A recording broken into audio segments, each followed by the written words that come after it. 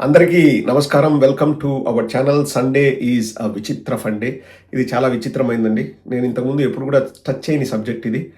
దానికంటే ముందు ఒక చిన్న డిస్క్లైమర్. ప్లీజ్ ఎవరైనా సబ్స్క్రైబ్ చేసుకోక ఉంటే సబ్స్క్రైబ్ చేయండి. అలాగే లైక్ బటన్ పైన ప్రెస్ చేయండి ప్లీజ్.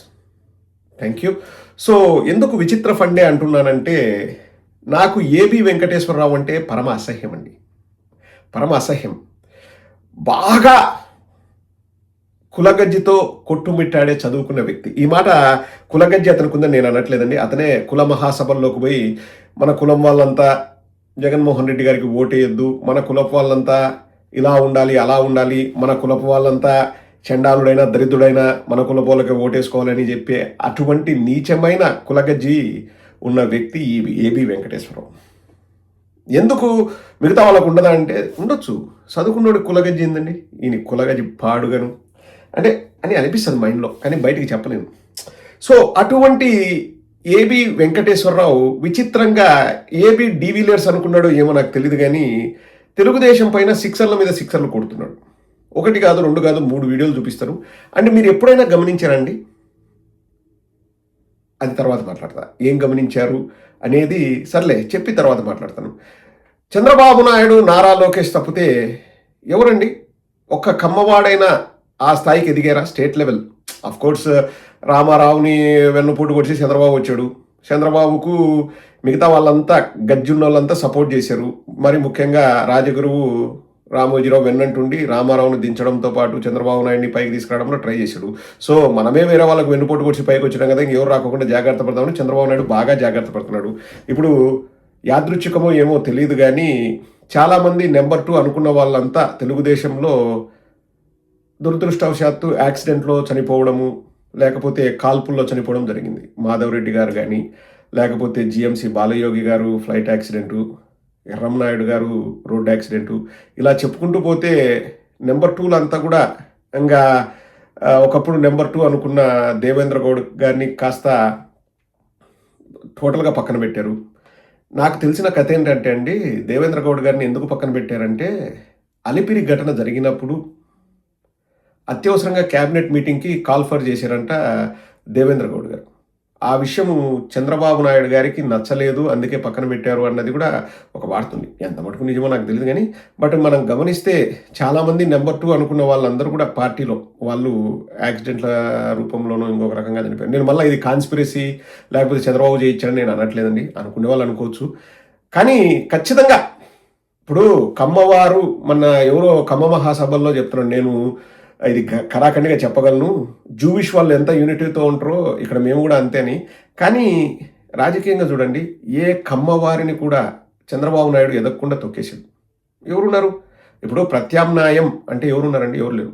వాళ్ళ కొడుకు సరిగా తెలివితేటలు ఉన్నా లేకపోయినా పప్పు అని ప్రపంచమంతా పిలిచినా, ఈడు ముద్దురా స్వామి ఈడికేం తెలియదని ప్రపంచమంతా నవ్విపోతున్నా, అదే నారా లోకేష్కు జాకీలు పెట్టి లేపి లేపి లేపి పెట్టాలని చూస్తున్నాడు తప్పితే వేరే వాళ్ళని ఎవరినైనా కానీ ఎంకరేజ్ చేద్దామని చంద్రబాబు నాయుడు అనుకున్నాడా? అనుకోలే. నాకు ఆ విషయం ఇప్పుడు ఎందుకు తట్టిందంటే, నారా లోకేష్కు కరెక్ట్ రంకుమొగుడు ఏబి వెంకటేశ్వరరావు ఏమో అనిపిస్తుంది. ఎందుకంటే ఇక్కడ ఏబి వెంకటేశ్వరరావుకి స్పష్టమైన కుల సపోర్ట్ ఉందండి. పైగా చదువుకున్నవాడు, ఐపీఎస్. ఇంకా నారా లోకేష్ పెర్ఫార్మెన్స్ సరిగా లేకపోతే నేను నెంబర్ 1 కావచ్చు అన్నది కులగజ్జి వెంకటేశ్వరరావు ఆలోచన అయి ఉండొచ్చు. కానీ వాళ్ళల్లో కూడా చాలా మంది మాట్లాడుకున్నారని నాకు చెప్పారు. ఇప్పుడు నారా లోకేష్ కంటే ఏబి వెంకటేశ్వరరావు అయితేనే మన కులపోళ్ళందరికీ బాగుంటుంది, మన కులపోళ్ళందరం కూడా ఏబి వెంకటేశ్వరరావుకి సపోర్ట్ చేయొచ్చని కమ్మ వాళ్ళు అనుకుంటున్నట్టు నాకు కూడా 2-3 చెప్తే నేను విన్నాను. మేబీ ఎందుకంటే ఇప్పుడు నేను మీకు చూపించబోయే 3 వీడియోలు కూడా అతనికి కుల సపోర్టు లేకపోతే అతను అంత బయటకు వచ్చేసి మాట్లాడండి. వాళ్ళ దగ్గర నుంచి భరోసా వచ్చి నువ్వు పోయి చెలరేగు, నీకెందుకు మేము ఉన్నాం కదా, ఇక్కడ మా భూములన్నీ కూడా విజయవాడ చుట్టుపక్కల ఉన్న భూములన్నీ కూడా వాల్యూ పెరగట్లేదు, ఎయిర్పోర్ట్ ఇంకా ఇంప్రూవ్ కావట్లేదు, అది అని చెప్పారేమో. వాళ్ళ సపోర్ట్ లేని వెంకటేశ్వరరావు వచ్చేసి డైరెక్ట్గా మాట్లాడండి. ఎందుకంటే డైరెక్ట్ కుల మీటింగ్లో ప్రతి కుల మీటింగ్కి వెళ్తాను. ఏ కుల మీటింగ్ అయినా కానీ, ఇంకా అమలక్కలు పెట్టుకున్న మీటింగ్లు అయినా, అంటే ఇది చిట్ చాట్ చేసుకుంటూ వనభోజనాలు ఏవో ఉంటాయి కదండి, వాటికి కూడా వెళ్తాడు. అంత కులగజ్జి ఇతనికి. ఇప్పుడు 2-3 వీడియోలు చూపిస్తాను చూడండి, సరదాగా ఉంటుంది, బాగా ఫన్ కూడా ఉంటుంది, ఒకసారి వినండి. ఎయిర్పోర్ట్ కబుర్లు పక్కన పెట్టండి. గన్నవరం విమానాశ్రయాన్ని పూర్తి స్థాయిలో డెవలప్ చేయాల్సినటువంటి బాధ్యత ఈ కూటమి ప్రభుత్వం మీద ఉంది అని చెప్పి గట్టిగా చెప్తున్నాం. గట్టిగా ఇవాళ జిఎంఆర్ ఎయిర్పోర్ట్ ని 2 సంవత్సరాల్లో పూర్తి చేస్తారు. గన్నవరం ఎయిర్పోర్ట్ ని ఇప్పటికే 7 ఏళ్ల నుంచి దాన్ని నత్తనడకని సాగిస్తున్నారు. ఏమనుకుంటున్నారు మీరు? ఏం చేద్దాం అనుకుంటున్నారు గన్నవరం ఎయిర్పోర్ట్ ని? మాకు తెలుసు. అంటే ఇంకొక 5,000 ఎకరాలు రైతుల దగ్గర తీసుకుని జిఎంఆర్ కో అదానికో ఇంకొక ఎయిర్పోర్ట్ కట్టబెట్టి గన్నవరం ఎయిర్పోర్ట్ ని పండబెడదాం అనుకుంటున్నారా?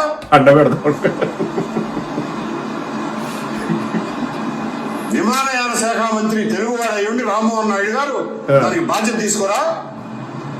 ఇవాళ కూడా మిడిల్ ఈస్ట్ కనెక్ట్ చేసే అంతర్జాతీయ విమానాశ్రయ సర్వీసులు విజయవాడకు తీసుకురారా?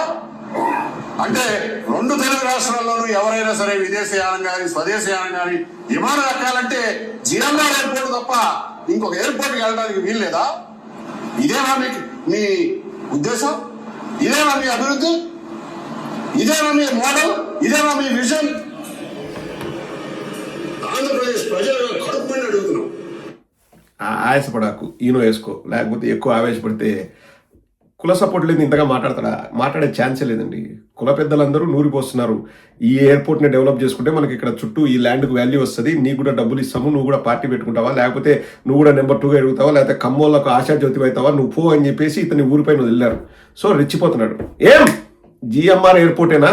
ఇంకా వెరైటీ ఎయిర్పోర్ట్లు కదా, ఎందుకు గన్నవరాన్ని మీరు నిర్లక్ష్యం చేస్తున్నారు? ఇంకొక 5,000 ఎకరాలు తీసుకొని జిఎంఆర్కి ఇంకోటి కట్టబెడతారా? ఏం ఇలా కథమ్మ ఫిలా జరిగిందో ఎవరికి తెలుసు.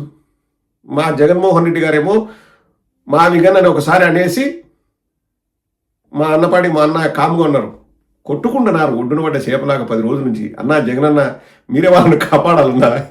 వాళ్ళ పరిస్థితి ఏమి చెప్తే జనాలు కన్విన్స్ అవుతారన్నది వాళ్ళకి అర్థం కావడంలే.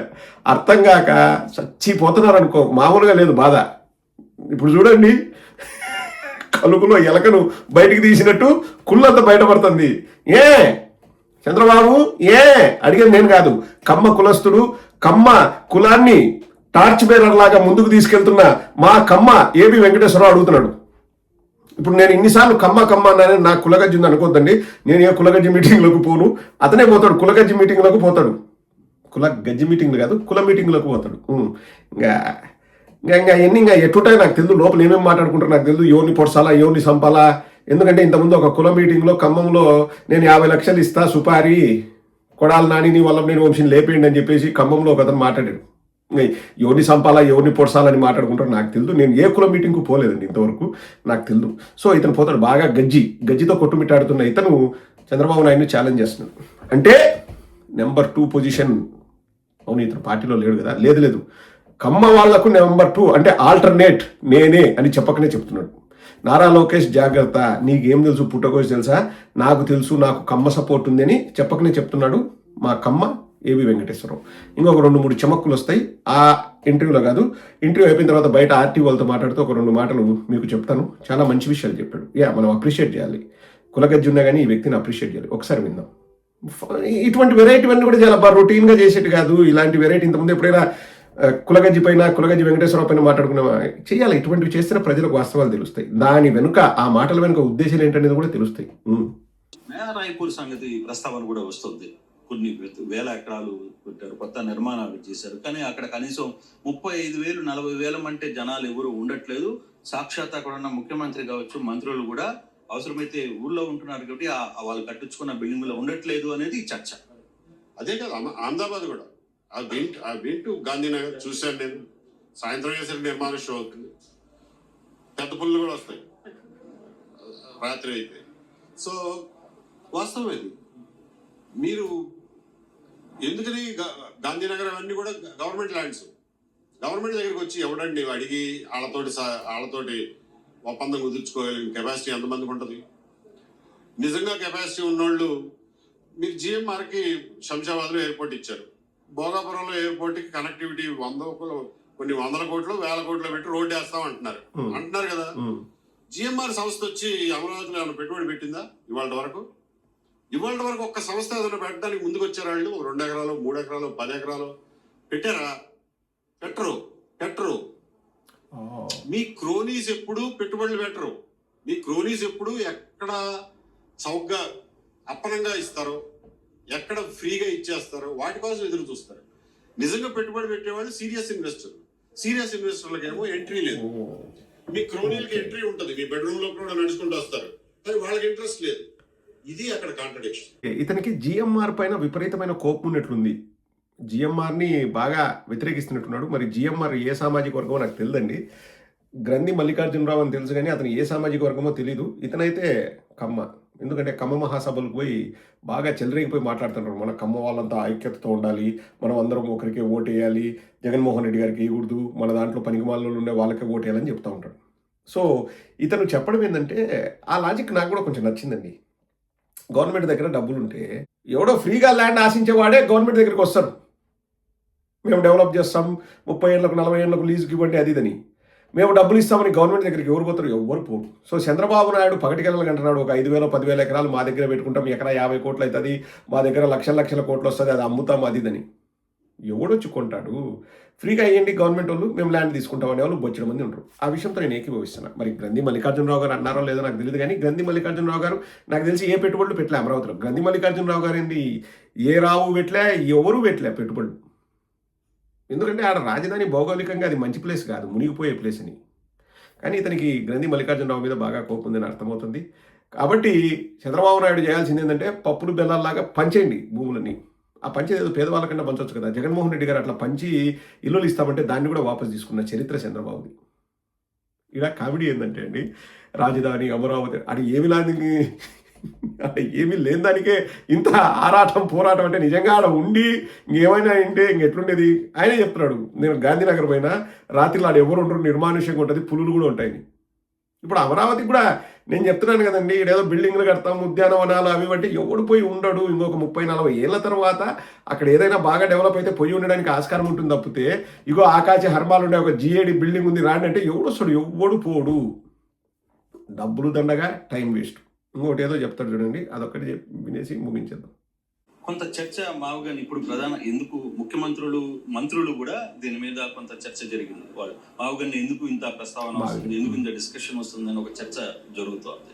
వాళ్ళు కూడా నిజమే కదా మచిలీపట్నం అంటున్నారు, లేకపోతే ఎందుకు ఇప్పుడు గ్రేటర్ విజయవాడ దాకా ఎందుకు ప్రకటించలేకపోతుంది? ఇదంతా గ్రేటర్ విజయవాడ అనుకుందాం, లేదు ఇది మున్సిపాలిటీ అని వాళ్ళే 2-3 సార్లు మాట్లాడుకుంటున్న నేపథ్యంలో ఇది లేదు, ఇది గ్రేటర్ విజయవాడగా తీసుకెళ్తామని ఎందుకు ప్రకటించలేకపోతుంది? అదొక అసంబద్ధమైన ప్రతిపాదన అండి మావిగన్ అనేది. అదే జరిగేది కాదు, చచ్చేది కాదు, అది ఆయనకి తెలుసు. దాన్ని పట్టుకుని మంత్రులు ఎందుకు ఈ మల్లవలలో పడుతున్నారు అని అంటే దీన్ని ఎట్ట ఎదుర్కోవాలో వాళ్ళకి అర్థం కావట్లేదు. ఎందుకంటే జగన్మోహన్ రెడ్డి సాధించదలుచుకున్నది ఏంటి? ఇన్వెస్టర్లో భయం కలగజేయడం. అది అచీవ్ చేసాడు. దాన్ని వీళ్ళు పిల్లి మొక్కలు వేసినా, శీర్షాసనం వేసినా, ఎన్ని కబుర్లు చెప్పినా, ఎన్ని పార్లమెంట్ చట్టాలు తెచ్చినా ఇన్వెస్టర్లు నమ్మించలేరు. భూమిని ఇచ్చేయాలంటే ఎవరికంటే వాళ్ళకి బాగా ఆశిస్తున్నట్టున్నాడు. భూమి కావాలనేమో ఎంత పడితే అంతకు ఇచ్చేసేయాలంట, వచ్చిందంత తీసుకోవాలంట. తక్కువ అయిందనుకో బడ్జెట్లోంచి తోసేసేయాలంట. ఒక 20,000 కోట్లు 30,000 కోట్లు బడ్జెట్లోంచి ఇచ్చేసేయాలంట.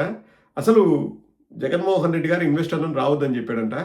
ఉండే ఇన్ఫ్రాస్ట్రక్చర్ తొందరగా స్టార్ట్ చేసేసి అయిపోయి చేసేయాలంట. ఏందైపోతుంది? ఆయన 1 నెలలో వర్షాలు వస్తాయి, మళ్ళీ 6 నెలలు బ్రేక్, చెరువులు నిండుతాయి, మీమ్స్ ట్రోల్స్ వస్తాయి, ఫుల్గా మీమ్స్ చేసే వాళ్ళకి ట్రోల్ చేసే వాళ్ళకి పని ఉంటుంది. ఎత్తిపోతల పథకాలకు బాగా లాభము. నాకు కూడా ఆడ నీళ్లు తోడేదో చెట్లు కొట్టేదో కాంట్రాక్ట్ ఇస్తే నేను కూడా చేస్తాను. నేను ఆనెస్ట్గా చెప్తాను, నేనేం ఊరికి కాదు. చంద్రబాబుకు నారా లోకేష్కు అందరు ఇచ్చేదానికంటే 10 పైసలు ఎక్కువ ఇస్తాను నేను. నాకు మొబిలైజేషన్ అడ్వాన్స్ ఇచ్చి, ఈ మొబిలైజేషన్ అడ్వాన్స్ పక్కాగా ఇవ్వాల్సిందే, మనం నమ్మకం పెట్టుకోవాల్సిందే. ఎందుకంటే మనము ప్రతి సృష్టి మనం చేయలేము. అక్కడ వర్షాలు మెండుగా పడతాయి, కొంచెం వర్షం పడినా చిన్నపిల్లడు కూర్చోబోసినా ఒక 2 రోజులు అక్కడ ఆరకుండా ఉంటుంది. That is the nature of the soil there. ఆ సాయిల్ అటువంటిది. పంటలకు బాగా పనికి వస్తుంది కానీ బిల్డింగ్లు కట్టడానికి వాటికి పనికి రాదు. చిన్నపిల్లడు కూర్చోబోసినా 2 రోజులు అట్లే ఉంటుంది అక్కడ తేమ. కాబట్టి వర్షాలు పడితే మొత్తం నిండిపోతుంది. చంద్రబాబు గారికి లోకేష్కి చెప్తున్నా, నేను కూడా మీకు ఎక్కువ డబ్బులు ఇస్తాను. మీరు నాకు మొబిలైజేషన్ అడ్వాన్స్ ఇస్తే నేను 90% మీకు ఇస్తాను. మీరు నాకు 10 కోట్లు ఇచ్చారనుకోండి, 9 కోట్లు మీకే ఇస్తా. ఆ ₹1 నేను ఎత్తుతా. ఎందుకంటే ఎవడెత్తినాడు ఎవడెత్తలేదని మనం ఏం చెప్తాం? ఎత్తి లోపల మళ్ళీ వాన పడుతుంది. ఆ కోటిలో నేను ఒక 90 లక్షలు మిగిలించుకుంటా, ఓ 10 లక్షలతో చెట్లు బీగుతా. ఇప్పుడు జరిగేది అదే. ఏం జరుగుతుంది అనుకుంటున్నారు? సో పప్పులు బెల్లలాగా భూములు ఇచ్చేయాలంటబ్బా ఏబి వెంకటేశ్వరరావు చెప్తున్నాడు. ఎవరెవరికి ఇవ్వాలి? ఏబి వెంకటేశ్వరరావు మన కుల వాళ్ళకైనా అందరికీ ఇవ్వచ్చా? అందరికీ ఇవ్వాలి. ఏబి వెంకటేశ్వరరావు. 10 కోట్లు ఇచ్చారనుకోండి, 10 కోట్లు మీకే ఇస్తా. మీరు నాకు 10 కోట్లు ఇచ్చారనుకోండి, 9 కోట్లు మీకే ఇస్తా. ఆ కోటిలో నేను ఒక 90 లక్షలు మిగిలించుకుంటా, ఓ 10 లక్షలతో చెట్లు బీగుతా. ఏమి ఇప్పుడు జరిగేది అదే. ఏం జరుగుతుంది అనుకుంటున్నారు? సో పప్పులు బెల్లలాగా భూములు ఇచ్చేయాలంటబ్బా ఏబి వెంకటేశ్వరరావు, మన కుల వాళ్ళకైనా అందరికీ ఇవ్వచ్చా? దాని గురించి కూడా క్లారిటీ ఇస్తే కావాలంటే మళ్ళీ కుల మహాసభలు పెట్టుకొని దాంట్లో కూడా క్లారిటీగా మాట్లాడుకుందాం. చదువుకునేవు సిగ్గుండాలా. చంద్రబాబు నాయుడుకు మాత్రం పోటీగా తయారడానికి రెడీ ఉండడండి. నేను ఇదైతే రాసిస్తా, బాండ్ పేపర్ మీద రాసిస్తా. ఇతను ఊరికే అన్యాలాపంగా లేకపోతే యథాలాపంగానో అలా మాట్లాడలేదండి. బాగా వెనకల నుంచి కమ్మ వాళ్ళ ఫుల్ సపోర్ట్ ఉంది. గన్నవరం చుట్టుపక్కల భూములు ఉన్న వాళ్ళందరూ కూడా ఈయనను రెచ్చగొడుతున్నారు. గన్నవరం ఎయిర్పోర్ట్ ఆడే ఉండాలో, రెండో ఎయిర్పోర్ట్ రాకూడదు, మన భూములకు విలువ తగ్గిపోతుంది అని అక్కడ వాళ్ళు ఏమైనా రెచ్చగొడుతున్నారేమో నాకు తెలియదు. జిఎంఆర్ మీద విపరీతంగా కోపం ఉంది. నాకు తెలిసి జిఎంఆర్ కమ్మ కాదనుకుంటండి, నాకు తెలియదు. తెలిసిన వాళ్ళు కింద కామెంట్ సెక్షన్ రాయండి. అది అండి, భూములు ఇచ్చేయాలంట. ఇంక ఇచ్చేసేయండి, ఇంకా మొత్తం మన వాళ్ళకి ఇచ్చేసేయండి, మన వాళ్ళకి పనిచేసేయండి. మేము మొత్తుకుంటేది అదే కదా డే 1 నుంచి. వద్దురా స్వామి, అది కాన్సార్ అవుతుంది తప్పితే అది అందరి రాజధాని కాదు, కొందరి రాజధాని అని జగన్మోహన్ రెడ్డి గారు సక్సెస్ కూడా సాధించేసినారంట. వీళ్ళు ఇష్టం వచ్చినట్టు వీళ్ళు జగన్మోహన్ రెడ్డి గారి గురించి ఇంకా మొత్తం వీళ్ళే చెప్పేస్తారండి. జగన్మోహన్ రెడ్డి గారికి తెలియని విషయాలు కూడా వీళ్ళే చెప్తారు. జగన్మోహన్ రెడ్డి గారు ఒక్కసారి అట్లా అనేసి వెళ్ళిపోయారు ప్రెస్ మీట్ నుంచి. వీళ్ళు 10 రోజుల నుంచి అదే ప్రెస్ మీట్ ముందర కూర్చొని గిల్ల కొట్టుకుంటున్నారు. Hope you like this video.